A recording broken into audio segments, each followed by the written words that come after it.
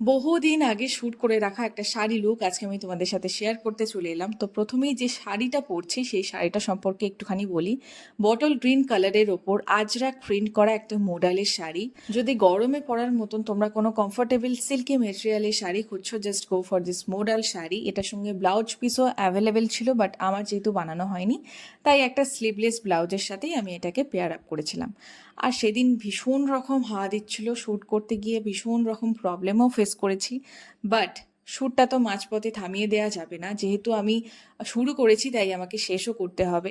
তাই এক হাতে রিং লাইট ধরে আরেক হাতে আমি লিপস্টিক পরেছি। লিপস্টিকটা দেখতেই পাচ্ছ।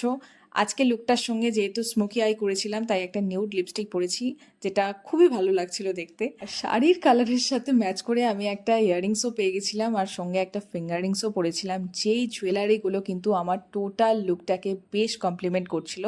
So yeah, this is my final look.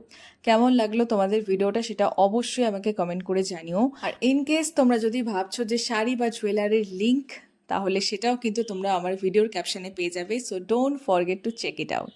তো দেখা হবে আমার নেক্সট কোনো ভিডিওতে, আবারও আসবো এরকমই একটা কোনো ভিডিও নিয়ে। ততক্ষণ তোমরা সবাই ভালো থেকো, টাটা।